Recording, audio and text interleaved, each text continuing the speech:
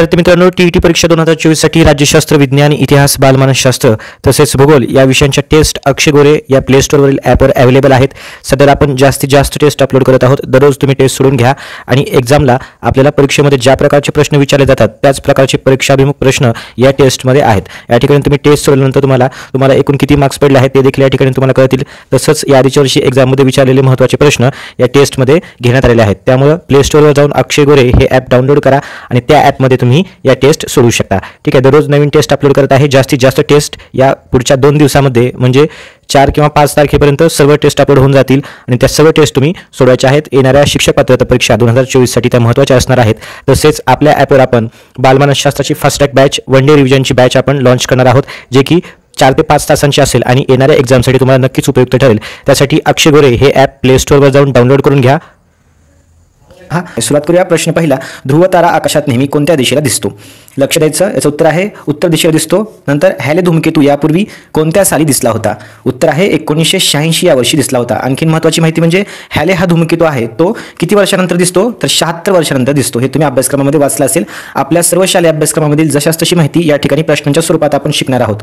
त्यासाठी खूप महत्त्वाचा प्रश्न या ठिकाणी आपण पाहतोय, गवती सापाचा रंग हिरवा का असतो? त्याचं कारण काय आहे? गवतात संरक्षण मिळण्यासाठी। ठीक आहे, गवती सापाचा रंग हिरवा का असतो? कारण गवत आणि साप याच्यामधला आपल्याला फरक कळत नाही, त्याला संरक्षण भेटतं, त्याच्यामुळे गवती सापाचा रंग कसा असतो? हिरवा असतो। 2 पौर्णिमा तिथीमधील अंतर किती दिवसांचे असते? ठीक आहे, या ठिकाणी थोडीशी स्पेलिंग मिस्टेक आहे, लक्षात ठेवायचं। 2 पौर्णिमा तिथीमधील अंतर किती दिवसांचे असते? खूप महत्त्वाचं आहे, 29.5 दिवस। लक्षात ठेवायचं, 2 पौर्णिमा तिथीमधील अंतर किती असतं? 29.5 दिवस। यानंतर पुढचा प्रश्न पाहूया।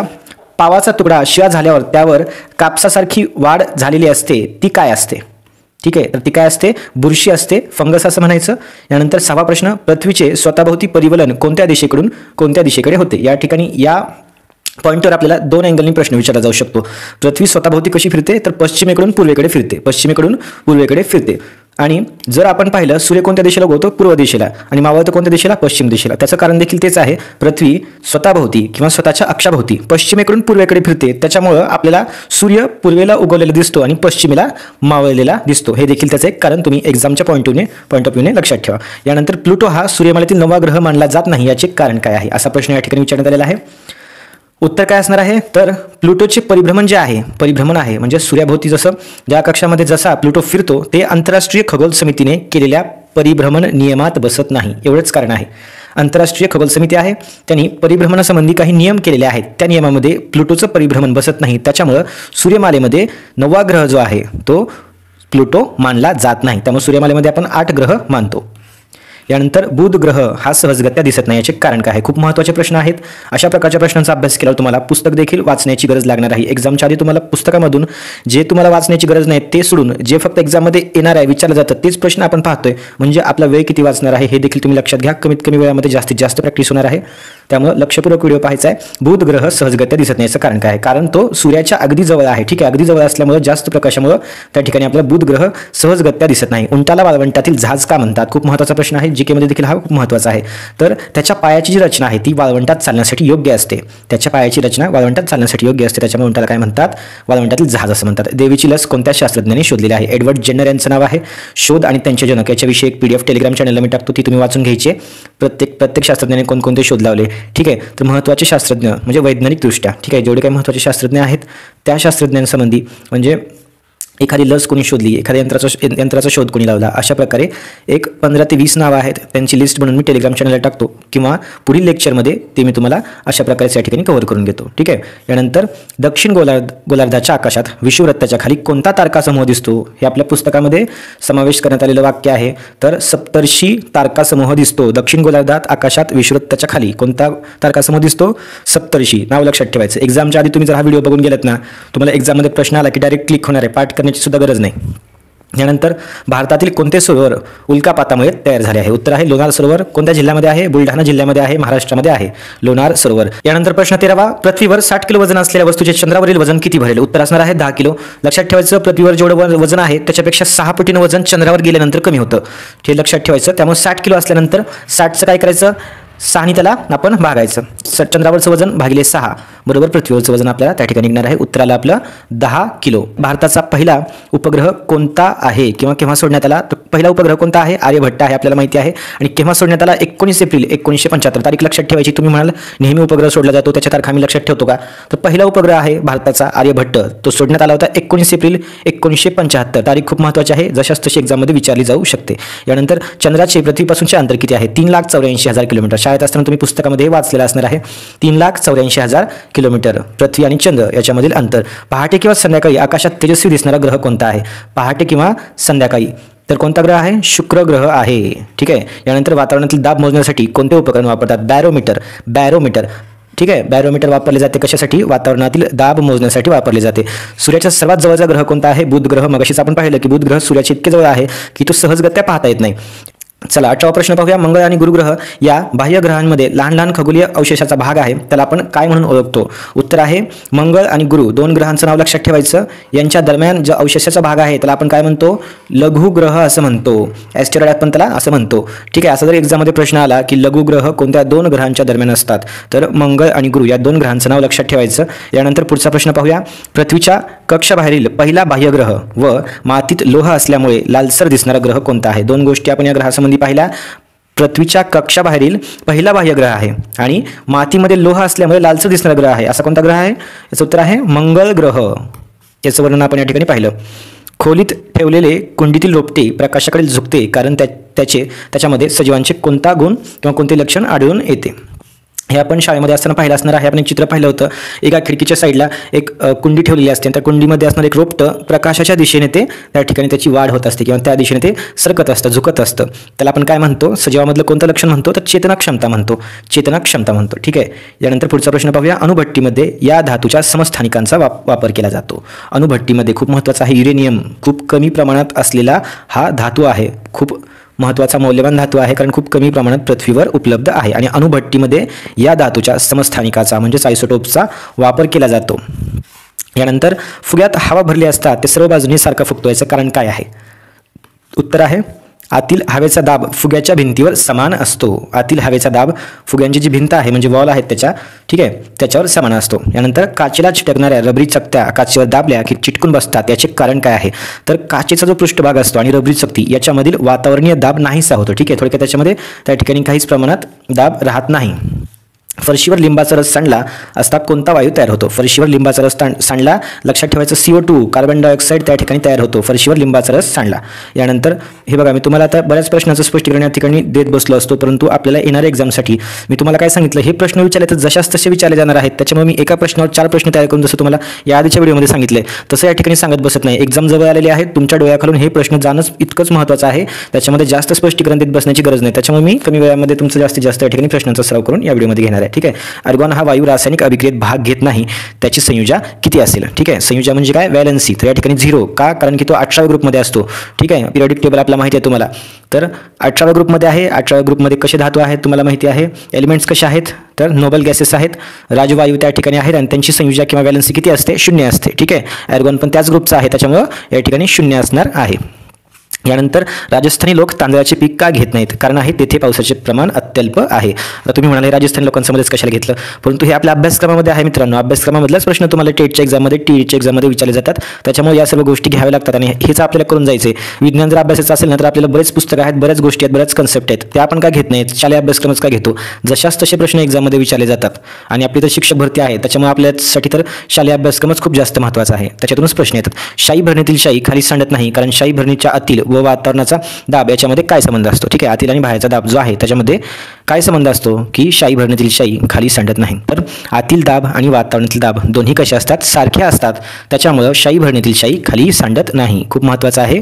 होकायंत्राचा प्रयोग सर्वात प्रथम कोणत्या देशातील दर्यावर्दींनी केला होता? उत्तर आहे ग्रीस आणि चीन.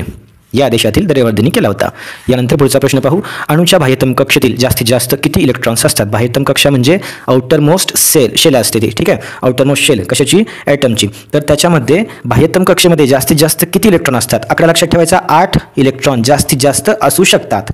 यानंतर कोबाल्टचे समस्थानिक म्हणजेच आयसोटोप्स, ठीक आहे, कोणत्या रोगाच्या उपचारासाठी वापरतात? उत्तर आहे कर्करोग म्हणजे कॅन्सरसाठी, कॅन्सरचं क्युअर करण्यासाठी कोबाल्टचे आयसोटोप्स यूज करतात. यानंतर चुंबकाला उष्णता दिल्यावर त्याचा परिणाम काय होतो? चुंबकत्व नष्ट होते.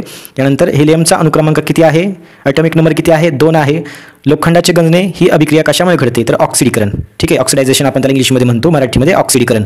लोखंडाचे गंजणे. पहा, खूप एक्झाममध्ये प्रश्न हा विचारलेला आहे, तरी देखील आपला प्रश्न चुकतो. एकदाच व्यवस्थित लक्षात ठेवून घ्या, लोखंडाचे गंजणे कशामुळे आहे? ऑक्सिडीकरणामुळे आहे. सोडियमची संयुजा व्हॅलेन्सी 1 आहे, तर त्याच्या बाह्यतम कक्षेतील इलेक्ट्रॉनची संख्या किती असेल? उत्तर या ठिकाणी दिलेलं आहे 1. 1 का आहे? पहा मित्रांनो, संयुजा म्हणजे काय असतं? एखाद्या ॲटमच्या बाह्यतम कक्षेमध्ये किती इलेक्ट्रॉन आहेत त्याची संख्या म्हणजेच काय असते? संयुजा असते, ठीक आहे. त्याच्यामुळे या ठिकाणी काय सांगितले? सोडियमची संयुजा किती आहे? 1 आहे, तर त्याच्या बाह्यतम कक्षेमध्ये इलेक्ट्रॉन किती असणार आहे? 1च असणार आहे. बाह्यतम कक्षेमध्ये 1 इलेक्ट्रॉन आहे, म्हणूनच व्हॅलेन्सी किंवा संयुजा त्याची 1 आहे, असा त्याचा अर्थ होतो, ठीक आहे. तर 35वा प्रश्न पाहू. सामान्यतः अणू हा विद्युत प्रभारदृष्ट्या उदासीन असतो, याचे कारण काय आहे? कारण हे आहे की अणूमध्ये प्रोटॉन्स आणि इलेक्ट्रॉन्स असतात, ठीक आहे. दोन्हीची संख्या सारखी असली मग ते उदासीन होऊन जातं नंतर, ठीक आहे. म्हणजे इक्वल झालं की त्याच्यामध्ये ना धनप्रभार राहतो ना ऋण राहतो, म्हणजे उदासीन होऊन जातं. प्रोटॉन्सवरील धनप्रभार आणि इलेक्ट्रॉन्सवरील ऋणप्रभार हे दोघे कसे असतात? सारखे असतात. त्याच्यामुळे अणू हा कसा असतो? उदासीन असतो. यानंतर मूलद्रव्यांचा अणुवस्तुमानांक काढण्याचे सूत्र काय? अणुवस्तुमानांक लक्षात ठेवायचा, ॲटॉमिक मास. इंग्लिश मिडियमवाले लक्षात ठेवा, ॲटॉमिक मास. अणुवस्तुमानांक म्हणजे काय? ॲटॉमिक मास बरोबर प्रोटॉन्स अधिक न्यूट्रॉन्स, P+N, एवढं लक्षात ठेवा. अणुवस्तुमानांक. जशाच तसे प्रश्न विचारले जातील, लक्षपूर्वक आहे का? थोडंसं बोरिंग वाटलं तरी सोडायचं नाही, कारण आपल्याला विज्ञान विषयामध्ये मार्क्स घ्यायचे आहेत मित्रांनो. मानसशास्त्र विषयाचा आपण अभ्यास करतोय, 30 पैकी 30 मार्क्स जवळपास आपल्याला मानसशास्त्रामध्ये घ्यायचे आहेत. आता विज्ञान विषयाचा प्रश्नसंच घेऊन मिळालेला आहे. विज्ञान विषयाच्या प्रश्नसंचामध्ये आपल्याला असेच प्रश्न घेणार आहे की जे एक्झाममध्ये येतील, शालेय अभ्यासक्रमामधलेच प्रश्न, आणि तेच वाचून जायचं आहे. जास्त टाईमपास करायचं नाही, जास्त पुस्तक वाचण्यामध्ये. एक्झाम खूप जवळ आलेली आहे आणि आपल्याला मार्क्स पडले पाहिजेत एक्झाममध्ये. आपल्या सभोवताली प्रचंड वजनाचा हवेचा दाब असूनही आपल्याला तो जाणवत नाही. याचं कारण काय? तर आपल्या शरीरातील दाब जो असतो आणि वातावरणातील दाब हे कसे असतात? सारखे असतात, ठीक आहे. यानंतर साखरेपासून अल्कोहोल तयार करता येते, ही प्रक्रिया कोणती आहे? खूप महत्त्वाचं आहे, किण्वन म्हणतात त्याला. साखरेपासून अल्कोहोल तयार करता येण्याची प्रक्रिया किण्वन म्हणतात त्याला, ठीक आहे. फर्मेंटेशन असं त्याला म्हणतात, ठीक आहे. या ठिकाणी वाईन, बियर हे जे तयार होतात ना, ते या प्रक्रियेतून तयार होतात. ही गोष्ट लक्षात ठेवायची, किण्वन, फर्मेंटेशन. यानंतर अनुवांशिक गुण पुढील पिढीला कशाद्वारे संक्रमित होतात? अनुवांशिक गुण असतात, ठीक आहे. अनुवांशिक गुण असतात किंवा केसांचा रंग, उंची, डोळ्यांचा रंग, अशा प्रकारचे गुण, ठीक आहे. गुणसूत्र, क्रोमोझोम्स, ठीक आहे. मेल क्रोमोझोम्स, फिमेल क्रोमोझोम्स आपण पाहिलेला आहे, 23 जोडे असतात. तर अशा प्रकारे अनुवांशिक गुण पुढील पिढीला कशाद्वारे संक्रमित होतात? तर क्रोमोझोम्स, गुणसूत्र लक्षात ठेवायचं. पुढचा प्रश्न, पेशीमध्ये येणाऱ्या जाणाऱ्या पदार्थावर नियंत्रण ठेवण्याचं काम कोणाचं असतं? पेशींमध्ये, ठीक आहे, एखादी पेशी आहे तर त्या पेशीमध्ये येणाऱ्या जाणाऱ्या पदार्थावर नियंत्रण कोण ठेवतं? तर पेशीपटल ठेवतं. इंग्लिशमध्ये सांगितलेलं आहे सेल मेम्ब्रेन असं म्हणतात, ठीक आहे. ज्यांचा इंग्लिशमधून सायन्स झाला असेल त्यांनी टेन्शन घेऊ नका, थोडंसं मराठीतले शब्द पण वाचत जा. एक्झाममध्ये सगळं इंग्लिशचंच कामाला येत नाही, किंवा जे मराठीमध्ये करतात त्यांनी इंग्लिशचे शब्द पण थोडेसे लक्षात ठेवत जा.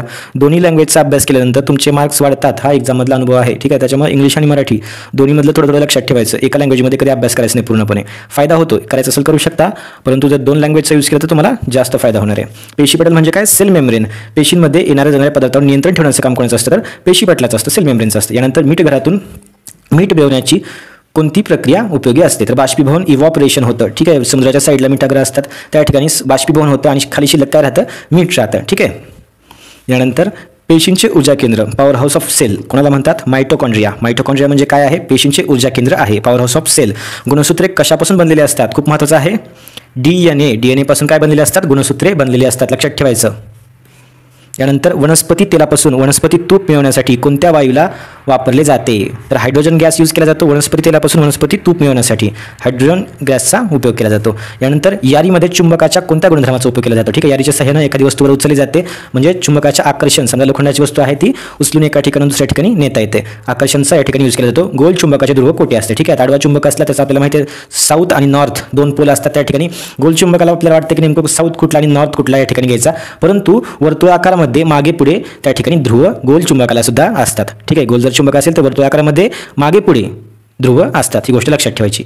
यानंतर चांदी काळी पडणे खूप महत्त्वाचं आहे. चांदी काळी पडणे कोणत्या प्रकारची अभिक्रिया आहे? संयोग अभिक्रिया आहे. संयोग अभिक्रिया म्हणजे कॉम्बिनेशन. त्यानंतर प्रकाश संश्लेषणाचे कार्य सूर्यप्रकाशात कशामुळे होते? प्रकाश संश्लेषण, फोटोसिंथेसिस प्रोसेस वनस्पतीमध्ये असते. हरितद्रव्यामुळे क्लोरोफिल त्याला आपण म्हणतो. प्रकाश संश्लेषणाचे कार्य सूर्यप्रकाशात कशामुळे होते तर हरितद्रव्यामुळे होते, इंग्लिशमध्ये क्लोरोफिल लक्षात ठेवायचं. त्रिगुणी लस कोणकोणत्या आजारांसाठी आहे, कोणकोणत्या आजारांची लस आहे 3 नावं लक्षात ठेवा. घटसर्प, डांग्या खोकला आणि धनुर्वात. जशास तसा प्रश्न विचारला जाईल त्रिगुणी लसबद्दल. घटसर्प, डांग्या खोकला आणि धनुर्वात. यानंतर पेशीभित्तिका म्हणजे सेल वॉल्स कशापासून बनलेल्या असतात, सेल वॉल्स कशापासून बनलेल्या असतात सेल्युलोजपासून. त्यानंतर क्षयरोगावरील उपचारात कोणते प्रतिजैविक म्हणजे अँटीबायोटिक आहे ते वापरले जाते तर स्ट्रेप्टोमायसिन. नाव लक्षात ठेवा, 2 वेळेस या ठिकाणी वाचून दाखवतो मी. क्षयरोगावरील उपचारात कोणते प्रतिजैविक वापरले जाते, उत्तर असणार आहे स्ट्रेप्टोमायसिन. स्ट्रेप्टोमायसिन नाव लक्षात ठेवा. रेबीज रोग कशामुळे होतो, प्राण्यांनी चावा घेतल्यामुळे रेबीज रोग होतो. यानंतर ट्रिटियम व ड्यूटेरियम कुठल्या मूलद्रव्याची समस्थानिके म्हणजेच आयसोटोप्स आहेत. 2 नावं आपण या ठिकाणी पाहतो, ट्रिटियम, ड्यूटेरियम. पहा, तुम्ही जर शालेय पुस्तक वाचले असतील तर त्याच्यामध्ये हायड्रोजनच्या या 2 समस्थानिकांची आकृती सुद्धा काढलेली आहे. ठीक आहे, त्या ठिकाणी तुम्ही पाहू शकता ट्रिटियम नाव आणि ड्यूटेरियम नाव हे लक्षात ठेवायचं. ही समस्थानिके आहेत हायड्रोजनची. ठीक आहे, समस्थानिके म्हणजे काय, आयसोटोप्स. समस्थानिकांची व्याख्या काय आहे तुम्हाला माहिती का? समस्थानिक म्हणजे काय, ॲटॉमिक नंबर सेम असतो बघा त्यांचा. ठीक आहे, आता ट्रिटियम, ड्यूटेरियम आणि हायड्रोजन यांचा ॲटॉमिक नंबर सेम असणार, परंतु ॲटॉमिक मास म्हणजे काय पहा, अणुवस्तुमानांक जो असतो तो वेगळा असतो. ठीक आहे, ॲटॉमिक मास वेगळा असतं आणि ॲटॉमिक नंबर हा सारखाच असतो. यानंतर पुढचा प्रश्न पाहूया. कोणत्या आजारात स्नायूमध्ये लोळेपणा येऊन अपंगत्व येते? पोलिओ आपल्याला माहिती आहे, पोलिओमध्ये काय होतं, स्नायूमध्ये लोळेपणा येतो. यात्रेला किंवा प्रदेशात जात असताना कोणत्या आजाराची लस घ्यावी, नवीन प्रदेशात या ठिकाणी आहे. ठीक आहे, कोणती लस घ्यावी पाहिजे, कॉलराची लस घ्यायला पाहिजे. यानंतर ठराविक मुदतीचा ताप कोणत्या आजारामध्ये येतो, टायफॉईडमध्ये येतो बघा. ठराविक मुदतीसाठी खूप जास्त ताप येतो, त्याला विषम जर असं आपण इंग्लिशमध्ये मराठीमध्ये म्हणतो. ठीक आहे, उष्णतेचे एकक कोणते आहे. ठीक आहे मित्रांनो, तुमच्यासाठी थोडंसं फास्टमध्ये घेतो मी, त्याच्यामुळे एखादा शब्द उच्चार चुकला तर थोडंसं लक्षात सुद्धा, एवढं काही प्रॉब्लेम नाही. ठीक आहे, आपलं फक्त टार्गेट एवढं आहे की कमीत कमी वेळामध्ये तुमची रिव्हिजन करून घ्यायची आहे. सांगायला मी एक प्रश्न एक्सप्लेन करून खूप वेळ सांगत बसू शकतो, त्याच्यामुळे आपण या आधीचे व्हिडिओ बघितले असतील, आपण 3-3, 4-4 पर्यंत स्पष्टीकरण केलेलं आहे. परंतु या व्हिडिओमध्ये आपलं टार्गेट काय की जास्तीत जास्त प्रश्न आपल्याला कव्हर करायचे. जेवढे जास्त प्रश्न होतील त्याच्यापैकी प्रश्न कुठले येतील तुमचाच फायदा होणार आहे. त्याच्यामुळे लक्ष द्या. उष्णतेचे एकक कोणते आहे, जूल आहे. त्यानंतर खनिज तेलापासून मिळणारा कोणता घटक भट्टीमध्ये इंधन म्हणून वापरतात, इंधन तेल. यानंतर गढूळ पाणी स्वच्छ करण्यासाठी गाळ खाली बसू देऊन वरचे पाणी दुसऱ्या पात्रात वेगळे करण्याच्या क्रियेस काय म्हणतात? निक्षेपण क्रिया आहे. निक्षेपण क्रिया लक्षात ठेवायची. ठीक आहे, गढूळ पाणी स्वच्छ करण्यासाठी गाळ खाली बसू देऊन वरचे पाणी दुसऱ्या पात्रात वेगळे करण्याची क्रिया म्हणजे काय, निक्षेपण क्रिया. लक्षात ठेवा, नाव महत्त्वाचं आहे. यानंतर नवसागर आणि वाळू यातील नवसागर वेगळा काढण्यासाठी कोणत्या क्रियेचा उपयोग होतो? संप्लवन, सब्लिमेशन असं म्हणायचं. नवसागर आणि वाळू यातील नवसागर वेगळा करण्यासाठी सब्लिमेशन, संप्लवन. यानंतर खनिज तेलामधून नॅफ्था, केरोसिन इत्यादी घटक मिळवण्यासाठी कोणती क्रिया उपयोगी ठरते? ठीक आहे, प्रभाजी ऊर्ध्वपातन ही क्रिया उपयोगी पडते. यानंतर ज्या तापमानावर लोखंडाच्या रसाचे वायुरूपात अवस्थांतर होते त्या तापमानाला लोखंडाचा काय म्हणतात? लोखंडाच्या रसाचे म्हणजे द्रव्य होता आणि त्याचं रूपांतर कशात होते, हवेमध्ये होते, म्हणजेच गॅसियसमध्ये होते. ठीक आहे, लिक्विड होता, लिक्विडचं कशात जातो आहे आता, गॅसियस स्टेटमध्ये जातोय. तर काय असणार आहे तो, उत्कलनांक इंग्लिशमध्ये बॉइलिंग पॉईंट लक्षात ठेवायचा. लोखंडाचा रस कसा आहे, लिक्विड आहे आणि नंतर तो कसा होतोय तर काय होतोय, अवस्थांतर होतं वायुरूपामध्ये म्हणजेच गॅसियस स्टेटमध्ये. तर त्याला आपण काय म्हणतात, त्या पॉईंटला उत्कलनांक असं म्हणतात, बॉइलिंग पॉईंट असं म्हणतात. यानंतर द्रवाचे वायुरूपात स्थित्यंतर होण्याच्या क्रियेस काय म्हणतात? बाष्पीभवन म्हणतात. यानंतर 64वा प्रश्न लक्ष द्या. समुद्राच्या पाण्यापासून शुद्ध पाणी मिळवण्यासाठी कोणती क्रिया उपयोगी ठरते? ऊर्ध्वपातन. ठीक आहे, समुद्राच्या पाण्यापासून शुद्ध पाणी मिळवणे, ऊर्ध्वपातन लक्षात ठेवा. यानंतर खनिज तेलातील पेट्रोल, डिझेल, केरोसिन व नॅफ्था यातील कोणाचा उत्कलनांक सर्वात कमी आहे? सर्वात कमी उत्कलनांक लक्षात ठेवायचा पेट्रोलचा आहे. ठीक आहे, यानंतर हिवाळ्यात सकाळी गवतावर जे दवबिंदू जमा झालेले असतात, ठीक आहे, तर ते बाष्पाचं काय झाल्यामुळे जमा होतात असा प्रश्न आहे. ठीक आहे, दवबिंदू दिसतात ते म्हणजे काय असणार आहे तर ते संगणन असणार आहे, कंडेन्सेशन आपण त्याला म्हणतो. ठीक आहे, तर सकाळी सकाळी हिवाळ्यामध्ये गवतावर दवबिंदू जमा झालेले दिसतात तर ती क्रिया वातावरणातील जी बाष्प असते ती बाष्पाचं काय होतं, नंतर त्या ठिकाणी पाणी होतं म्हणजे छोटे छोटे थेंब आपल्याला त्या ठिकाणी दिसतात, त्याला आपण काय म्हणतो, संगणन म्हणतो, कंडेन्सेशन असं म्हणतो. समजा ठीक आहे, आपण समजा एखाद्या पातेल्यामध्ये पाणी गरम करायला ठेवलं आणि पाण्यापासून एक वाफ तयार होती आणि आपण काय केलं, त्या पातेल्यावर एक समजा आपण एक प्लेट ठेवली. ठीक आहे, मोठं एखादं भांडं ठेवलं तर त्या भांडं जेव्हा आपण काढतो नंतर त्याच्या खालच्या साईडला बघा वाफ असते आणि थोडं थोडं पाणी चिटकलेलं असतं, त्याला आपण काय म्हणतो तर त्या ठिकाणी संगणन झालं असं म्हणतो. कंडेन्सेशन होण्याची ती प्रक्रिया आपण पाहू शकता. ठीक आहे, म्हणजे वाफ असते त्या वाफेपासून काय तयार होतं, नंतर पाणी तयार होतं. यानंतर कापूरची वडी लहान होत जाते तेव्हा कोणती क्रिया घडते? खूप महत्त्वाचं आहे, घरगुती उदाहरण आहे. हे प्रश्न परत परत एक्झाममध्ये विचारले जाऊ शकतात. संप्लवन असं म्हणतात त्याला, ठीक आहे. सब्लिमेशन उदाहरण आणि हा शब्द लक्षात ठेवायचा. कापूरची वडी म्हणलं किंवा हे तुम्हाला शब्द आठवला पाहिजे, संप्लवन हा शब्द, सब्लिमेशन, ठीक आहे. कापूर कसं काय कमी कमी होत जातो, तर संप्लवन होतं, सब्लिमेशन होतं. यानंतर ब्रॉन्झमध्ये कोणते दोन धातूंचे मिश्रण असते? ठीक आहे. कोणत्या दोन धातूंचं? तांबे अधिक टीन, तांबे अधिक टीन बरोबर काय असणार आहे? ब्रॉन्झ असणार आहे. सोन्याचे दागिने साधारणपणे किती कॅरेटचे असतात? तर 22 कॅरेटचे, ठीक आहे. त्याच्यामध्ये थोडंसं तांबे वगैरे मिसळून 24 कॅरेटला काय केलं जातं? 22 कॅरेट केलं जातं, ठीक आहे. कारण काय आहे त्याचं? कारण ते 24 कॅरेट जे असतं ते खूपच जास्त नाजूक होऊन जातं. सोन्याचे दागिने 24 कॅरेटचे बनवले तर ते तुटून जातील किंवा ते टिकू शकणार नाहीत. त्याच्यामुळे 22 कॅरेटचे दागिने बनवले जातात. लक्षात ठेवायचं, 24 कॅरेटचे दागिने नसतात, आपण 22 कॅरेटचे दागिने बनवतो. विद्युत वाहक तारा कोणत्या धातूच्या बनवल्या जातात? तांब्याच्या धातूच्या त्या विद्युत वाहक तारा असतात. स्टेनलेस स्टील काय आहे? संमिश्र आहे. पहा, ॲलॉय म्हणतो आपण त्याला इंग्लिशमध्ये, संमिश्र आहे स्टेनलेस स्टील. त्यानंतर आगपेटीवर लागलेल्या गुलमध्ये कोणता अधातू असतो? फॉस्फरस असतो. आगपेटीमध्ये लावलेला जो गुल असतो, काडीपेटी आपण ज्याला म्हणतो, ठीक आहे, मॅच बॉक्सला. त्यानंतर सोडियमचे कोणते संयुग आपण खाद्यपदार्थामध्ये यूज करतो? सोडियम क्लोराईड, NaCl म्हणजे काय? खायचं मीठ. सोडियमचं ते काय आहे? संयुग आहे. कोणता अधातू जखमेवर लावण्यात येणाऱ्या औषधात वापरतात? आयोडीन वापरतात, बरोबर. आयोडीन वापरतात जखम झाल्यावर. त्यानंतर गोबर गॅस संयंत्रणातून कोणता वायू मिळतो? गोबर गॅसमधून कोणता वायू मिळतो? मार्श गॅस असं आपण त्याला म्हणतो, मार्श गॅस, मिथेन. यानंतर ग्रॅफाईटला जाळले असता कोणता वायू मिळतो? ग्रॅफाईटला जाळलं तर कोणता वायू मिळतो? कार्बन डायऑक्साईड मिळणार आहे ग्रॅफाईटला जाळल्यानंतर. अग्निशामकमध्ये कोणता वायू वापरला जातो? ठीक आहे. अग्निशामकमध्ये किंवा फायर एक्सटिंग्विशर्स जे असतात त्याच्यामध्ये कोणता वायू यूज केला जातो? कार्बन डायऑक्साईड यूज केला जातो. आग विझवण्यासाठी येतात बघा ते. त्यानंतर आपण वापरतो तो सिलेंडरमध्ये वायू कोणता असतो? तो ब्युटेन असतो. तुम्ही म्हणाल LPG असतो, पण ते त्याचंच एक स्वरूप आहे, लिक्विफाईड पेट्रोलियम गॅस. LPG जो असतो ना, LPG, ठीक आहे, त्याचंच एक हे दुसरं स्वरूप आहे, ठीक आहे. त्याला काय म्हणतात? आपण जो सिलेंडर वापरतो त्याच्यामध्ये कोणता वायू असतो? तर ब्युटेन हा वायू असतो. यानंतर कोळशाच्या कोणत्या प्रकारात कार्बनची टक्केवारी जास्त असते? आपण टक्केवारी बघितली असेल, 60-70%, 30-40%, 10-20%. तर अँथ्रासाईट परत परत एक्झाममध्ये विचारला जातो म्हणून हा प्रश्न मी या प्रश्नसंचामध्ये घेतला आहे. अँथ्रासाईट नाव लक्षात ठेवा. कोळशाच्या या प्रकारामध्ये कार्बनची टक्केवारी सर्वात जास्त असते, ठीक आहे. कोणता आहे? अँथ्रासाईट आहे. यानंतर शीतपेयामध्ये कोणता वायू असतो? कार्बन डायऑक्साईड असतो शीतपेयामध्ये. कोणत्या वायूचा उपयोग विजेच्या बल्बमध्ये केला जातो? खूप महत्त्वाचा प्रश्न आहे. ॲर्गॉन. पहा, आपल्या घरामधला जो बल्ब असतो त्याच्यामध्ये कोणता वायू आहे? ॲर्गॉन आहे, ठीक आहे. मग अशी ॲर्गॉनबद्दल प्रश्न आला होता की त्याची संख्या किती आहे? 0 आहे, कारण तो 18व्या ग्रुपमध्ये आहे. 18व्या ग्रुपमध्ये असल्यामुळं तो कसा आहे? राजवायू आहे, नोबल गॅसेसमध्ये येतो. त्याच्यामुळं हे नाव लक्षात ठेवा. ॲर्गॉन कशामध्ये यूज केला जातो? विजेच्या बल्बमध्ये यूज केला जातो. जाहिरातीसाठी असलेल्या दिव्यामध्ये कोणता वायू असतो? ठीक आहे, आपण पाहतो बघा रात्रीच्या वेळेस वेगवेगळ्या जाहिराती चमकत असतात. निऑन वायू असतो त्याच्यामध्ये. कोणता? निऑन. जे काही बोर्ड असतात बघा डिजिटलचे त्या ठिकाणी ॲडव्हर्टायझिंगचे. गिर्यारोहक ऑक्सिजनच्या सिलेंडरसोबत का घेऊन जातात? कारण जसं जसं आपण समुद्रसपाटीपासून उंच जातो तसं तसं ऑक्सिजन कमी होत जातो, ऑक्सिजनची कमतरता जाणवायला लागते. त्याच्यामुळे आपला ऑक्सिजन जाताना स्वतः घेऊन जायचा. त्यानंतर प्रयोगशाळेतील उपकरणे कोणत्या मातीची बनलेली असतात? तर चिनी मातीची. कोणती मातीपासून शोभेच्या वस्तू बनवल्या जातात? तर टेराकोटा नावाची माती आहे ज्याच्यापासून शोभेच्या वस्तू बनवल्या जातात. अवकाशातील ग्रहांची टक्कर का होत नाही? ग्रहांची टक्कर का होत नाही? कारण प्रत्येक ग्रह हा त्याच्या एका विशिष्ट कक्षेमध्ये सूर्याभोवती परिभ्रमण करत असतो. कोणीही आपली परिभ्रमण कक्षा म्हणजे ऑर्बिट आपण ज्याला जी म्हणतो ती सोडून दुसऱ्याच्या ऑर्बिटमध्ये घुसत नाही. तसं झालं असतं तर सगळे ग्रह एकमेकांना धडकले असते, परंतु ग्रह ठरलेल्या कक्षामध्ये सूर्याभोवती परिभ्रमण करतात, फिरतात. त्याच्यामुळं अवकाशातील ग्रहांची टक्कर होत नाही. लिहिण्याच्या पेन्सिलमध्ये कशाचा वापर करतात? लिहिण्याची पेन्सिल जी असते त्या ठिकाणी ग्रॅफाईटचा वापर केला जातो. दुधाचे दही तयार केले असता कोणते आम्ल तयार होते? ठीक आहे, दह्यामध्ये कोणतं ॲसिड असतं? Lactic acid. लक्षात ठेवायचं, लॅक्टिक ॲसिड. चिंचेमध्ये कोणतं असतं? Tartaric acid. त्यानंतर मी जे बोलतोय ना त्याच्याकडे थोडंसं लक्ष द्या. एखादा प्रश्न जास्त सांगितला तो देखील एक्झामच्या पॉईंट ऑफ व्ह्यूने महत्त्वाचाच असणार आहे, त्याच्यामुळे लक्षपूर्वक पहा, बोर होऊ नका. तुमच्या एक्झामसाठी खूप जास्त महत्त्वाचा व्हिडिओ असणार आहे. जास्तीत जास्त प्रश्न कव्हर होतील आणि एक्झाममध्ये तुम्हाला जशास तसे हे प्रश्न दिसतील. त्याच्यामुळे व्हिडिओ लक्षपूर्वक शेवटपर्यंत पहा. पाव तयार करण्यासाठी मैदा भिजवताना त्यात काय घालतात? तर बेकर्स ईस्ट त्याच्यामध्ये घालतात. पाव तयार करण्यासाठी मैदा जो आहे तो भिजवताना काय घालतात? Bakers east. चयापचनातील बिघाडामुळे कोणता रोग होतो? तर मधुमेह म्हणजेच डायबिटीस होतो चयापचनातील बिघाडामुळे.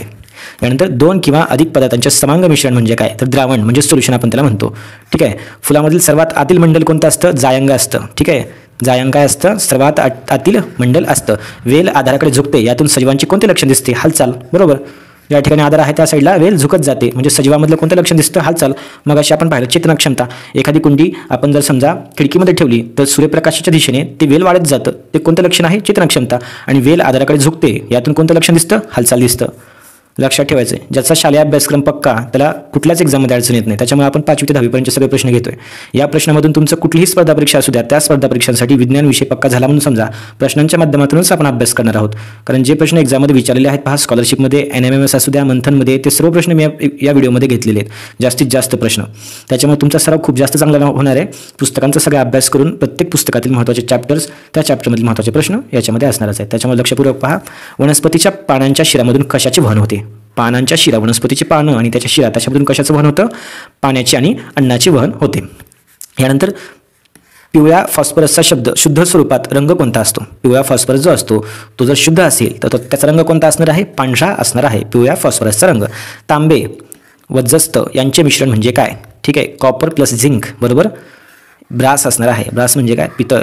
या ठिकाणी एक संमिश्र तयार झालेला आहे, अलॉय तयार झालेले आहे. तांबे अधिक झिंक, तांबे अधिक जस्त बरोबर काय होणार आहे? ब्रास तयार होणार आहे. लक्षात ठेवायचं, एक्झाममध्ये जसं जास्त विचारलं जाऊ शकतं. यानंतर मेंदूतील प्रक्रियाशिवाय ताबडतोब ज्या क्रियांना प्रतिसाद द्यावा लागतात त्यांना काय म्हणतात? पहा, एखादी गोष्ट झाली, ताबडतोब आपण रिस्पॉन्स देतो, मेंदूकडून आदेशाची वाट पाहत नाही, त्याला कोणती क्रिया म्हणतात? रिफ्लेक्स ॲक्शन असं त्याला म्हणतात. प्रतिक्षिप्त क्रिया म्हणजे काय? मेंदूतील प्रक्रियाशिवाय ताबडतोब आपण एखाद्या क्रियांना प्रतिसाद देतो, त्याला आपण काय म्हणतो? प्रतिक्षिप्त क्रिया असं आपण त्याला म्हणतो. यानंतर कशाच्या साहाय्याने रासायनिक अभिक्रियांचा वेग वाढवला जातो? ठीक आहे, त्याचं उत्तर आहे उत्प्रेरक. कॅटलिस्ट म्हणजे काय असतो? तो रासायनिक अभिक्रियामध्ये डायरेक्टली भाग घेत नाही, परंतु रासायनिक अभिक्रियांचा वेग वाढवण्याचं काम कशावर असतं? कॅटलिस्टवर असतं, उत्प्रेरकावर असतं. खूप महत्त्वाचं आहे उत्प्रेरक, लक्षात ठेवा. जो रासायनिक अभिक्रियामध्ये सहभाग घेत नाही तरी देखील रासायनिक अभिक्रियांचा वेग वाढवतो तो कोण असतो? उत्प्रेरक असतो, कॅटलिस्ट असतो. यानंतर कॉलराच्या जीवाणूंचा शोध कोणत्या शास्त्रज्ञाने लावला? रॉबर्ट कॉक त्यांचं नाव आहे. नंतर निमोफाइल्स पर्टुसिस या जीवाणूमुळे कोणता रोग होतो? ठीक आहे, निमोफाइल्स पर्टुसिस, तर या जीवाणूमुळे कोणता रोग होतो? तर डांग्या खोकला हा रोग होतो. आणि याच्यावरची लस कोणती आहे तुम्हाला मी मगाशीच सांगितलं, त्रिगुणी लस आहे. ठीक आहे, डांग्या खोकल्यासाठी. यानंतर कोणत्या अधिजीवापासून हिवताप होतो? उत्तर आहे प्लाझ्मोडियम. यानंतर डोळ्याचा विकार कोणत्या जीवनसत्वाच्या अभावाने होतो? उत्तर आहे अजीवनसत्व. रसायनांचा राजा कोण आहे? तर सल्फ्युरिक ॲसिड आहे. यानंतर भोपाळ दुर्घटनेमध्ये कारणीभूत असणारा वायू कोणता होता? खूप महत्त्वाचा प्रश्न, परत सर्व एक्झाममध्ये विचारलेला प्रश्न. तर नाव लक्षात ठेवा. भोपाळची दुर्घटना झाली होती, त्या ठिकाणी गॅस लीक झाला होता आणि त्या ठिकाणी शेकडो लोक त्या गॅसमुळे मारले गेले. ही दुर्घटना खूप मोठी दुर्घटना होती आणि त्याच्यावर परत एक्झाममध्ये प्रश्न विचारला जातो. उत्तर आहे मिथाइल आयसोसायनेट. मिथाइल आयसोसायनेट हे भोपाळ दुर्घटनेमध्ये कारणीभूत असणारा वायू होता. यानंतर प्लेगच्या साथीसाठी कोणता प्राणी कारणीभूत आहे? उत्तर आहे उंदीर हा प्राणी कारणीभूत असतो. यानंतर पदार्थ सूक्ष्म कणांनी बनलेले असतात असं कोण म्हटलं होतं? महर्षी कणाद म्हटले होते.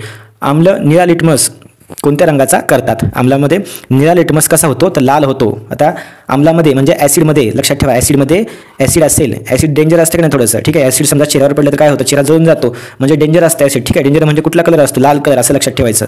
ठीक आहे, आम्ल निळा लिटमस कसा करतात? लाल करतात. ॲसिडमध्ये निळा लिटमस कसा होणार आहे? लाल होणार आहे. कशावरून लक्षात ठेवायचं तुम्ही? ॲसिड कसं असतं? थोडंसं डेंजर असतं. ठीक आहे, सिग्नल देखील जेव्हा लाल होतो तेव्हा तो डेंजरचं साईन असतं. त्याच्यामुळे ॲसिडमध्ये निळा लिटमस लाल होतो, एवढं वाक्य लक्षात ठेवा. यानंतर रक्त घटक वेगळे करण्यासाठी कोणती पद्धती वापरतात? अपकेंद्री पद्धती वापरतात. चिंचेमध्ये कोणते आम्ल असते? उत्तर आहे टार्टरिक ॲसिड. मगाशीच सांगितलं तुम्ही, चिंचेमध्ये टार्टरिक ॲसिड, दह्यामध्ये लॅक्टिक ॲसिड. स्वयंपाकाचा गॅस म्हणजे काय? LPG. LPG म्हणजे काय? Liquefied petroleum gas. यानंतर लोखंडी तवा गंजणे हे कोणत्या पद्धतीचा बदल आहे? तर रासायनिक बदल आहे, लक्षात ठेवा. क्षरण प्रतिबंधासाठी पितळेच्या भांड्याला कशाचा लेप देतात? भांड्याचं क्षरण होऊ नये. ठीक आहे, त्याच्यामुळं पितळेच्या भांड्याला कशाचा लेप देतात? या ठिकाणी कथिलाचा म्हणजे टीनचा लेप त्या भांड्यांना दिला जातो. आपण पाहू शकतो. ठीक आहे, घरामध्ये आपल्या भांड्यात आपण त्याला पाहतो की कथिलाचा लेप त्याला दिलेला असतो. पाण्याच्या एका रेणूत हायड्रोजनचे किती अणू असतात? पहा, पाण्याचं सूत्र काय आहे? H2O. ठीक आहे, हायड्रोजनचे 2 त्या ठिकाणी अणू असतात. यानंतर कपड्यात ठेवलेल्या डांबर गोळ्या हळूहळू लहान होतात, याचं कारण काय आहे? संपलवन. मगाशी पण मी सांगितलं होतं कापुराचं पण तेच आहे. घरामध्ये ठेवला जो कापूर असतो, कापूर म्हणलं की संपलवन लक्षात ठेवा, सब्लिमेशन लक्षात ठेवा. तसंच डांबर गोळ्या सुद्धा कमी कमी होत जातात, त्याचं कारण काय आहे? संपलवन किंवा सब्लिमेशन. खूप महत्त्वाचं आहे, एक्झाममध्ये विचारलं जाऊ शकतं. शहामृगाची आयुर्मर्यादा किती असते? तर उत्तर आहे 50 वर्ष असते शहामृगाची आयुर्मर्यादा. त्यानंतर दलपुंज कशाचे बनलेले असते? तर पाकळ्यांचे बनलेले असते. नंतर मुळाच्या टोकांचे संरक्षण कशामुळे होते? तर मूल टोपी लक्षात ठेवायचं, मूल टोपी किंवा मूल टोपी. यानंतर इंद्रिय कशाने बनलेले असतात? खूप महत्त्वाचा प्रश्न आहे, छोटासा प्रश्न आहे, एक्झाममध्ये चुकू शकतो. इंद्रिय कशाचे बनलेले असतात? तर ऊतींचे, टिश्यूजचे बनलेले असतात. यानंतर H1N1 विषाणूमुळे कोणता आजार होतो? तर स्वाईन फ्लू हा आजार होतो. C जीवनसत्वाच्या अभावामुळे कोणता रोग होतो? स्कर्वी हा रोग होतो. D जीवनसत्वाच्या अभावामुळे कोणता रोग होतो? तर मुरदूस हा रोग होतो. C मुळे स्कर्वी आणि D मुळे मुरदूस. एवढं लावा लक्षात ठेवा. सी जीवनसत्वाचा नाश कशामुळे होतो? खाण्याच्या सोड्यामुळे होतो नाश. यानंतर सी जीवनसत्व कशात विरघळते? पाण्यामध्ये विरघळते. खूप महत्त्वाचं आहे सी जीवनसत्व. अवटू ग्रंथीतून कोणते संप्रेरक स्रवते? अवटू ग्रंथी कोणते संप्रेरक स्रवते? उत्तर आहे थायरॉक्सिन. दातांची झीज कशाच्या अभावाने होते? आपण म्हणतो ना दातांसाठी कॅल्शियम खूप महत्त्वाचे असतात. ॲडमध्ये तुम्ही बघितलं असेल. तर दातांची झीज कशामुळे होते? कॅल्शियमच्या अभावामुळे होते. लाळेतील कोणत्या पिष्टमय पदार्थांचे रूपांतर साखरेत होते? उत्तर आहे टायलिन. नाव खूप महत्त्वाचं आहे, टायलिन. लाळेतील कोणता पिष्टमय पदार्थ असतो असा देखील आपल्याला प्रश्न विचारला जाईल. लाळेमध्ये कोणता पिष्टमय पदार्थ असतो? उत्तर आहे टायलिन. तर त्याचं रूपांतर कशात होतं? नंतर साखरेमध्ये होतं. लाळ ग्रंथी कुठे असते? कांचिलाजवळ असते. पक्ष्यांना नाकाऐवजी श्वास घेण्यासाठी काय असतात? तर छिद्रे असतात. ठीक आहे, पक्ष्यांना नाकाऐवजी श्वास घेण्यासाठी काय असतात? छिद्रे असतात. श्वासपटलाच्या उचलल्यामुळे फुफ्फुसावर दाब पडतो तेव्हा हवा काय होते? हवा बाहेर ढकलली जाते. श्वासपटलाच्या उचलण्यामुळे फुफ्फुसावर दाब पडला असता हवा बाहेर ढकलली जाते. यानंतर छातीच्या पिंजऱ्याच्या तळाशी असलेला स्नायुमय पडदा. छातीच्या पिंजऱ्याच्या तळाशी असलेला स्नायुमय पडदा म्हणजेच श्वासपटल असतं. यानंतर रक्ताभिसरण संस्थेतील पातळ भिंतीच्या वाहिन्या म्हणजे काय आहेत? तर कोशिका आहेत. कॅपिलरीज आपण त्याला म्हणतो. सस्तन प्राण्यांची रक्ताभिसरण संस्था बंदिस्त असते की उघडी असते? ठीक आहे, तर बंदिस्त असते, लक्षात ठेवायचं. उघडी नसते, बंदिस्त असते. ठीक आहे. यकृतात कोणता रस तयार होतो? यकृतामध्ये कोणता रस तयार होतो? तर पित्तरस तयार होतो. ठीक आहे. बाईल ज्यूस आपण म्हणतो त्याला. अन्न घुसळण्याची क्रिया पचन संस्थेच्या कोणत्या अवयवात होते? अन्न घुसळण्याची क्रिया पचन संस्थेच्या कोणत्या अवयवात होते? उत्तर आहे जठरामध्ये अन्न घुसळलं जातं. चावलेलं अन्न कशाच्या साह्याने अन्ननलिकेत जाते? जिभेच्या साह्याने अन्ननलिकेमध्ये चावलेलं अन्न जातं. नंतर पचन झालेल्या पोषक पदार्थांचे रक्तामध्ये शोषण शरीरात कुठे होते? लहान आतड्यामध्ये. लक्षात ठेवा, लहान आतडे स्मॉल इंटेस्टाईनमध्ये काय होतं? तर पचन झालेले जे पोषक पदार्थ असतात त्यांचं रक्तामध्ये शोषण होतं. कशामध्ये? लहान आतड्यामध्ये. यानंतर सस्तन प्राणी म्हणजे मॅमल्स, त्यांच्या हृदयाला किती कप्पे असतात? तर 4 कप्प्यांचं हृदय असतं. 4 कप्प्यांचं. ठीक आहे, मॅमल्सचं, सस्तन प्राण्यांचं. यानंतर भ्रूणाचं लिंग केव्हा निश्चित होतं? गर्भधारणेच्या वेळी निश्चित होतं. ओल्या कचऱ्याचे खतात रूपांतर करण्यासाठी कोणत्या प्राण्याचा उपयोग होतो? उत्तर आहे गांडूळ, अर्थवॉर्म असं त्याला आपण म्हणतो. भाताच्या तुसावर कोणत्या प्रकारची शेती करण्यात येते? अळंबीची शेती करण्यात येते. नंतर वैश्विक तापमानात वाढ कोणत्या जीवनसत्वातून होते? ठीक आहे, वैश्विक तापमानात वाढ कोणत्या इंधनाच्या ज्वलनातून होते असा प्रश्न आहे. ठीक आहे, तर खनिज इंधनाच्या ज्वलनामधून वैश्विक तापमानामध्ये वाढ होते. थोडंसं टायपिंग मिस्टेक आहे, समजून घ्या. यानंतर मानवातील कोणता रक्तगट सर्वग्राही समजला जातो? सर्वग्राही म्हणजे ज्याला सर्व गटाचं रक्त चालतं. ठीक आहे, AB असतो त्याला युनिव्हर्सल काय म्हणतात? रिसिव्हर असं म्हणतात. ठीक आहे. आणि दुसरा आहे मानवातील कोणता गट सर्वदाता आहे? सर्वदाता कोण आहे? O आहे. आणि सर्वग्राही कोण आहे? AB आहे. 2 गोष्टी लक्षात ठेवा. यानंतर अशुद्ध रक्तात कोणता वायू कमी झालेला असतो? तर ऑक्सिजन. रक्तामध्ये ऑक्सिजन कमी झालं की रक्त कसं झालं म्हणायचं? अशुद्ध झालं असं म्हणायचं. यानंतर वनस्पतीमधील शाकीय प्रजननाची कृत्रिम पद्धत कोणती? शाकीय प्रजननाची कृत्रिम पद्धत कोणती आहे? कालिकायन असणार आहे. यानंतर अमिबा या एकपेशीय प्राण्याचे प्रजनन कोणत्या पद्धतीने होतं? पहा, विभाजन होतं आणि त्याचं प्रजनन होतं. नंतर पृथ्वीच्या गाभ्यातून स्नायू भाग कशाने बनलेला आहे? स्नायू नाही, या ठिकाणी स्थायू भाग कशाचा बनलेला आहे? ठीक आहे, तर लोखंड आणि निकेल. पृथ्वीच्या गाभ्यातील स्थायू भाग, या ठिकाणी थोडंसं स्पेलिंग मिस्टेक आहे. स्थायू भाग कशाचा बनलेला आहे? लोखंड आणि निकेल. यानंतर पृथ्वीवरील ऋतू हे कशामुळे घडतात? खूप महत्त्वाचा प्रश्न आहे. पृथ्वीच्या भ्रमणामुळे ऋतू आपल्याला दिसतात. पाण्याचे बर्फात अवस्थांतर होताना कशात वाढ होत असते? आकारमनात वाढ होते. पहा, समजा तुम्ही एखादा ग्लास भरून पाणी फ्रीजच्या वरच्या कप्प्यामध्ये ठेवा. ठीक आहे, ज्या ठिकाणी बर्फ तयार होतो, फ्रीजर असतं त्या ठिकाणी ठेवा. ग्लास एकदम तंतोतंत भरायचा आणि जेव्हा बर्फ होतो तेव्हा पहा थोडासा बर्फ वर आलेला दिसतो. ठीक आहे, किंवा एखादी बॉटल तुम्ही प्लॅस्टिकची पूर्ण भरून जर फ्रीजमध्ये ठेवली, त्याचा बर्फ झाला तर नंतर पहा ती बॉटल थोडीशी आणखीन एक्सटेंड झालेली, स्ट्रेच झालेली दिसते. ठीक आहे, त्याच्यामुळे काय होतं? आकारमान वाढतं पाण्याचं जेव्हा बर्फामध्ये रूपांतर होतं त्यावेळेस. ठीक आहे, लक्षात ठेवायचं. पाण्याची घनता किती अंशाला महत्तम असते? मॅक्झिमम घनता कधी असते? 4 अंशाला. राष्ट्रीय रक्तदाता दिवस कोणत्या दिवशी असतो? 1 ऑक्टोबरला. कोणत्या सरपटणाऱ्या प्राण्याला डोळे नसतात? गांडूळला डोळे नसतात. यानंतर कोणत्या देशात जलसिंचनासाठी जॉर्डन ही नदी वापरली जाते? उत्तर आहे इस्रायल या देशामध्ये जॉर्डन नदी. हजारो वर्षात मातीचा किती जाडीचा थर तयार होतो? हे आपल्या पुस्तकामध्ये आहे. पहा, तुम्ही वाचलं देखील असेल लहानपणी 5वी 6वी मध्ये असताना होतं. हजारो वर्षात मातीचा किती जाडीचा थर तयार होतो? तर 1 सेंटीमीटर थर तयार होण्यासाठी हजारो वर्ष लागतात. अक्षय ऊर्जा दिन कोणत्या दिवशी साजरा करण्यात येतो? 20 ऑगस्टला. पृथ्वीचे सूर्यापासूनचे अंतर किती आहे? 15 कोटी किलोमीटर आहे. पृथ्वीचे वारे निर्माण होण्याचं कारण काय आहे? वारे का वाहतात पृथ्वीवर? तर कमी अधिक तापमानामुळे पृथ्वीवर वारे निर्माण होतात. महासागरातील भूकंपामुळे पाण्याच्या भिंतीप्रमाणे निर्माण होणाऱ्या लाटांना काय म्हणतात? त्सुनामी असं म्हणतात. ठीक आहे, खूप मोठ्या लाटा असतात त्या. मृत समुद्रातील अक्षरांचे प्रमाण सुमारे किती टक्के आहे? ठीक आहे, मृत समुद्रातील क्षारांचे प्रमाण आहे. या ठिकाणी क्षारांचे प्रमाण किती टक्के आहे? तर 23 ते 25% क्षार आहे, म्हणजे खूप जास्त क्षार त्या ठिकाणी आहे. मृत समुद्र जो आहे त्याला आपण डेड सी असं म्हणतो. क्षाराचं प्रमाण इतकं जास्त आहे, आपण त्या समुद्राच्या पाण्यामध्ये उडी जरी मारली तरी सुद्धा आपण त्या ठिकाणी बुडत नाहीत. ठीक आहे, म्हणजे त्या पाण्यामध्ये आपण अदर तरंगत राहू शकतो, इतकं त्याच्यामध्ये क्षाराचं प्रमाण आहे. आणि त्या समुद्रामध्ये कुठलाही एखादा जलचर प्राणी देखील राहू शकत नाही, कारण क्षारांचं प्रमाण इतकं जास्त आहे की त्या ठिकाणी कोणीही सर्वाईव्ह करू शकत नाही. म्हणून त्या समुद्राला काय म्हणतात, मृत समुद्र असं त्याला म्हणतात. यानंतर खैराच्या झाडापासून आपणास काय मिळते, काथ मिळतो. ठीक आहे, पाण्यासोबत खायचा जो काथ असतो तो खैराच्या झाडापासून मिळतो. टीईटीमध्ये हा प्रश्न मागं येऊन गेलेला आहे. यानंतर तंबाखूतील कोणता घटक मेंदूवर घातक असतो, निकोटीन हा घटक असतो. विटी दांडू खेळताना कोणते बल वापरले जाते, उत्तर आहे स्नायू बल. अन्न खराब होताना त्यामध्ये कशाची वाढ होते, बुरशी म्हणजे फंगसची. अन्न तयार करण्याच्या प्रक्रियेत वनस्पती कोणाची ऊर्जा वापरतात, तर प्रकाश ऊर्जा त्या ठिकाणी वापरतात. ठीक आहे, प्रकाश संश्लेषण करतात आणि नंतर अन्न तयार होतं. वनस्पतीच्या खोडात कशामधून पाणी व क्षार यांचे वहन होते, तर जलवाहिन्यामधून वहन होतं. कांद्याच्या पापुद्र्यात कोणता उत्सर्गी पदार्थ असतो, खूप महत्त्वाचा प्रश्न आहे. कॅल्शियम ऑक्झलेट, लक्षात ठेवा, कॅल्शियम ऑक्झलेट कांद्याच्या पापुद्र्यात. यानंतर समुद्रातील पाण्याची घनता साध्या पाण्यापेक्षा जास्तच असते. ठीक आहे, घनता जास्त असणार आहे. यानंतर पाण्याला वैश्विक द्रावण का म्हणतात, कारण पाण्यामध्ये जवळजवळ सर्वच पदार्थ विरघळतात, म्हणून त्याला काय म्हणतात, वैश्विक द्रावण असं त्याला आपण म्हणतो. यानंतर पाणी हे रासायनिक अभिक्रियांसाठी आदर्श माध्यम का आहे, कारण ते उदासीन आहे. मृत समुद्रात पोहणे का सोपे आहे, सांगितलं होतं, समुद्राच्या पाण्याची घनता साध्या पाण्यापेक्षा खूप जास्त आहे, त्याच्यामुळे त्या ठिकाणी पोहणं सोपं आहे, आपण त्या ठिकाणी बुडत नाहीत. मृत समुद्रात जलचर प्राणी जिवंत का राहू शकत नाही, परत एकदा कारण तेच आहे, क्षारांचे प्रमाण अतिशय जास्त आहे. अमिबाच्या शरीरात अन्नकणांचे पचन होण्यासाठी कोण प्रक्रिया करते, असा प्रश्न आहे. तर विकर जे असतात अमिबाच्या शरीरामध्ये अन्नाचं पचन करण्यासाठी विकर काय करतात, प्रक्रिया करतात. यानंतर फुलपाखरासारखा कीटकामध्ये अन्न ग्रहणासाठी कोणता अवयव असतो, फुलपाखरू जे असतं त्या कीटकामध्ये अन्न ग्रहणासाठी कोणता अवयव असतो, तर सोंड असते. पहा, सोंड असते. त्यानंतर पेशी कशाचा उपयोग ऊर्जा निर्मितीसाठी करतात, ग्लुकोजचा करतात. ग्लुकोजचा उपयोग कशासाठी करतात, ऊर्जा निर्मितीसाठी करतात. दूध टिकून ठेवण्यासाठी त्यातील सूक्ष्मजीवांचा नायनाट व्हावा म्हणून कोणत्या पद्धतीचा वापर करतात, तर पॉश्चरायझेशन आपण त्याला म्हणतो. पॉश्चराइज दूध आपल्या घरी जे पिशवीमध्ये येतं ते दूध टिकवण्यासाठी प्रत्येकदा पॉश्चरायझेशन प्रक्रियेत ते किती अंश सेल्सिअसपर्यंत तापवले जाते, तर पॉश्चरायझेशन आहे काय, तर दुधाला तापवायचं नंतर थंड करायचं, तर ते 80 डिग्री सेल्सिअसपर्यंत तापवलं जातं, नंतर त्याला थंड केलं जातं, याला काय म्हणतात, पॉश्चरायझेशन असं म्हणतात. तर या ठिकाणी उत्तर झालं 80. यानंतर मानवातील पचन संस्थेतील जठर या इंद्रियात अन्न कशामुळे आम्लीय होते, आम्लीय म्हणजे काय, ॲसिडिक का होतं जठरामध्ये गेल्यानंतर अन्न, तर त्या ठिकाणी पित्तामुळे काय होतं, ते आम्लीय होतं. कुठं, जठरामध्ये. रक्तातील साखरेचे प्रमाण कशामुळे नियंत्रित केले जाते, इन्सुलिन महत्त्वाचं आहे.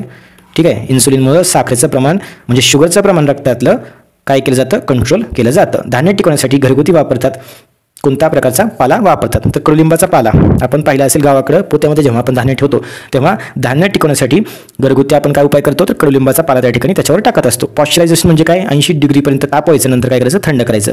कांदे बटाटे व भाज्यांना कोंब येऊ नयेत म्हणून कशाचा मारा करतात, गॅमा किरणांचा मारा करतात. ठीक आहे, कांदे बटाटे व भाज्यांना कोंब येऊ नये म्हणून त्यावर गॅमा किरणांचा मारा करतात. आपण एखादी वस्तू उचलतो तेव्हा कुठल्या बलाच्या विरोधात ती आपण वस्तू उचलत असतो, तर गुरुत्वीय बल. पहा, एखादी वस्तू उचलतो, ठीक आहे, तर एखाद्यात गुरुत्वीय बल कसं असतं, तर ते वस्तूला वर आपण नेतो तेव्हा ते त्याला खाली ओढत असतं, म्हणजे त्याच्या विरोधात आपण ती वस्तू उचलतो. सूर्यप्रकाशात किती रंग असतात, 7 रंग असतात. सूर्यग्रहण कधी दिसते, अमावास्येला दिसते. यानंतर सूर्यप्रकाश साधारणपणे कोणत्या रंगाचा असतो, रंग एक्झॅक्टली लक्षात ठेवा, पिवळसर पांढरा हाच शब्द लक्षात ठेवायचा. यानंतर वनस्पतीच्या पानामधील हिरवा रंग कशामुळे असतो, हरितद्रव्यामध्ये असतो. ठीक आहे, हरितद्रव्यामुळे काय होतं, वनस्पतीच्या पानांना हिरवा रंग आलेला असतो. ठीक आहे. यानंतर कोणकोणत्या रंगाच्या उजेडात बियांची उगवण कमी असते. ठीक आहे, कोणत्या रंगाच्या उजेडात बियांची उगवण कमी असते, लाल रंगामध्ये बियांची उगवण कमी होते, लक्षात ठेवा. कोणत्या रंगाच्या उजेडात उगवण झालेल्या बियांची उंची कमी असते, सांगितले. निळ्या रंगाच्या उजेडात जर बियांची उगवण झाली असेल तर त्या ठिकाणी उंची कमी असते. यानंतर श्राव्य ध्वनीची वारंवारिता किती असते, खूप महत्त्वाचं आहे, 20 ते 20,000 हर्ट्झ. याच्यामध्ये आपण काय करू शकतो, श्राव्य ध्वनी असतो, ऐकू शकतो. ठीक आहे, 20च्या खाली ऐकू शकत नाही, 20 हर्ट्झवर ऐकू शकत नाही. ठीक आहे. यानंतर आंदोलन काल मोजण्यासाठी कोणते एकक वापरले जाते, सेकंद वापरले जातं आंदोलन काल. ठीक आहे. यानंतर वारंवारितेचं एकक कोणतं आहे, हर्ट्झ आहे. पहा, या ठिकाणी एकक पाहतोय आपण, आंदोलन काल मोजण्यासाठी एकक कोणतं, सेकंद, आणि वारंवारिता मोजण्यासाठी हर्ट्झ. अवश्राव्य ध्वनी कोणता प्राणी ऐकू शकतो, ठीक आहे, वटवाघूळ ऐकू शकतो, जे आपल्याला ऐकू येत नाही ते त्याला ऐकू येतं. यानंतर अवश्राव्य ध्वनीपासून कोणत्या प्रकारची रडार यंत्रणा तयार करण्यात येते, तर उत्तर आहे सोनार. ठीक आहे, रडार यंत्रणेतील लहरींना समोरच्या लक्ष्यावरून काय होतं, तर पहा, रडार यंत्रणा असते ती काय करते, वेव्स पाठवते आणि समोर एखादं लक्ष आलं, टार्गेट आलं, त्याच्यावर वेव्स काय होतात, धडकतात आणि त्या रिटर्न येतात वापस, तेव्हा ती यंत्रणा काम करत असते. ठीक आहे. रडार यंत्रणेत लहरींचे समोरच्या लक्ष्यावरून काय होतं तर परिवर्तन होतं. मी आताच सांगितलं तुम्हाला, रिफ्लेक्शन होतं. समोर एखादं लक्ष आलेलं असतं, त्या लक्ष्यावर त्या वेव्स जाऊन आदळतात आणि वापस येतात. ठीक आहे. तेव्हा काय होतं, या यंत्रणेचा वापर होतो. तर समोरील लक्ष्यावर काय होतं, त्याचं परावर्तन होतं. ठीक आहे, समजते ना. यानंतर समुद्रावरून जमिनीकडे वाहणारे वारे कशामुळे वाहतात तर अभिसरण प्रवाहाने वाहतात. एवढं लक्षात ठेवा, अभिसरण प्रवाहामुळे वाहतात. यानंतर कोणत्या माध्यमातून ध्वनीचे प्रसारण होऊ शकत नाही, निर्वात, व्हॅक्यूममधून ध्वनी जाऊ शकत नाही. ठीक आहे. ध्वनीचं प्रसारण होण्यासाठी एक तर तुम्हाला वायू पाहिजे, द्रव पाहिजे किंवा स्थायू पाहिजे, कोणतं तरी माध्यम पाहिजे ना, किंवा बिना माध्यमाचं त्या ठिकाणी काय होतं, ध्वनीचं प्रसारण होऊ शकत नाही. तर निर्वात या माध्यमातून ध्वनीचं प्रसारण होत नाही, त्याला स्थायू, वायू, द्रव कोणतं तरी माध्यम पाहिजे असतं. ध्वनीचे प्रसारण कोणत्या माध्यमातून सर्वाधिक होते, लक्षात ठेवा, वायूमध्ये थोडासा कमी स्पीड असतो, वायूमध्ये ध्वनीच्या प्रसारणाचा. ठीक आहे. त्याच्यानंतर काय असतो, द्रवमध्ये असतो त्याच्यापेक्षा जास्त, आणि सर्वात जास्त स्थायूमध्ये ध्वनीच्या प्रसारणाचा वेग असतो सर्वात जास्त. ठीक आहे, लक्षात ठेवायचं. ध्वनीचं प्रसारण कोणत्या माध्यमातून सर्वाधिक होतं तर स्थायू माध्यमातून सर्वाधिक, त्यापेक्षा नंतर द्रव, त्याच्यानंतर वायू, आणि व्हॅक्यूममधून होत नाही. ठीक आहे, निर्वातमधून होत नाही. आताच आपण प्रश्न पाहिला आहे, कन्सेप्ट क्लिअर करून घ्या, एक्झाममध्ये पैकीच्या पैकी मार्क्स येणार आहेत. यानंतर तापमान वाढले की ध्वनीचा हवेतील वेग वाढतो की कमी होतो, लक्षात घ्या. टेम्परेचर जर समजा वाढलं तर ध्वनीचा वेग काय होणार आहे, वाढणार आहे. लक्षात ठेवा, टेम्परेचर वाढलं ध्वनीचा वेग वाढला, टेम्परेचर कमी झालं ध्वनीचा वेग हवेतील कमी झाला. यानंतर समुद्राच्या तळाची खोली मोजण्यासाठी कोणतं यंत्र वापरतात, यंत्र आहे फॅथोमीटर. समुद्राच्या तळाची खोली मोजण्यासाठी फॅथोमीटर वापरतात. सौर विद्युत घटात, ठीक आहे, सौर विद्युत घटात काय वापरतात, सिलिकॉन वापरतात. सौर विद्युत घटामध्ये काय वापरतात तर सिलिकॉन वापरतात. तर अशा प्रकारे विद्यार्थी मित्रांनो, आजच्या व्हिडिओमध्ये आपण 5वी ते 10वी पर्यंतचे अतिशय महत्त्वाचे प्रश्न घेतलेले आहेत. आय होप तुमच्या एक्झाममध्ये बरेच क्वेश्चन जशास तसे रिफ्लेक्ट होतील. इथून पुढे देखील आपण अशा प्रकारचे मॅरेथॉन व्हिडिओज बनवत राहू. तुम्हाला व्हिडिओ नक्कीच आवडलेला असेल, तुम्हाला याचा फायदा होणार आहे. व्हिडिओला लाईक करा, कमेंट करून सांगा, तुमच्या मित्रांना शेअर करा. भेटूया आपण पुढच्या व्हिडिओजमध्ये. Thank you so much.